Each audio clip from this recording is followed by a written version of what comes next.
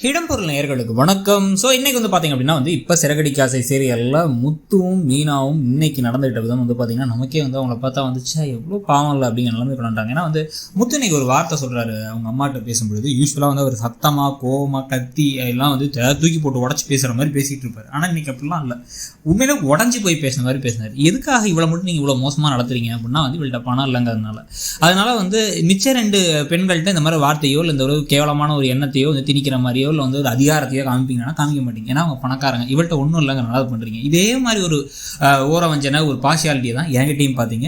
செய்யாத தப்புக்கு என்ன தண்டனை அனுபவிக்க வச்சிங்க அப்படிங்கிறாங்க. செய்யாத தப்புக்கு தண்டனை அப்படிங்கிறது என்ன மனோஜ் செஞ்ச ஒரு தப்புக்கு முத்து மேலே பழிய போட்டு சிறுவர் சீர்திருத்த பள்ளிக்கு தள்ளின மாதிரி ஒரு சின்னதாக முன்னாடி பார்த்தீங்கன்னா ஒரு குட்டி கிளிப் வரும். இவர் சீர்திருத்த பள்ளிக்கு போட்டிருப்பாங்க. அதுக்கப்புறம் தான் பாட்டி வீட்டிலேருந்தே படிச்சாரு இருந்தார் அப்படின்ற மாதிரிலாம் வரும். அந்த கதையை இன்னும் ரிவீல் பண்ணல நமக்கு முழுசாக.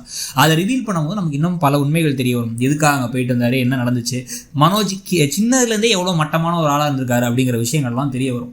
ஸோ சின்ன வயசில் ஒரு ஜெயிலுக்கு போனது எதுக்கு தெரியுமா அப்படின்னு சொல்லிட்டு அடுத்து ஒரு கதை வரதுக்கும் ஒரு குட்டி ஃப்ளாஷ்பேக் போர்ஷன் வரதுக்கும் வாய்ப்பு இருக்குது. அது மீனாவுக்கு முத்துவை பற்றி இன்னும் புரிதலையும், முத்து ஏன் கோவப்படுறாரு, நமக்கும் சில சமயங்களில் முத்துட்ட இருக்க பிரச்சனை என்ன, முத்து சம்மந்தமே இல்லாமல் கோவப்பட்டு எரிச்சப்படுறது, கத்துறது, மரியாதை நடந்துக்கிறதெல்லாம் எங்கேருந்து வருது, தாய்ப்பாசம் இல்லாமல் வளர்ந்ததுனாலையும், ஒருவேளை நம்ம அம்மாவுக்கு பிடிக்கவே இல்லையோ, நம்ம உண்மையிலே மோசம் தானு சின்ன குழந்தையிலேருந்தே கேள்வி கேட்டு வளர்ந்ததுனால தான் வருதுங்கிறத காமிக்கிற விஷயங்கள் வரப்போகுது.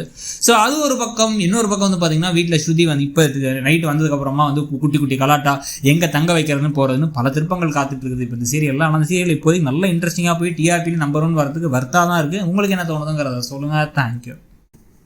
இடம்பொருள் நேயர்களுக்கு வணக்கம். ஸோ இன்றைக்கி பார்த்தீங்க அப்படின்னா இப்போ சிறகடிக்க ஆசை சீரியலில் முத்துவும் மீனா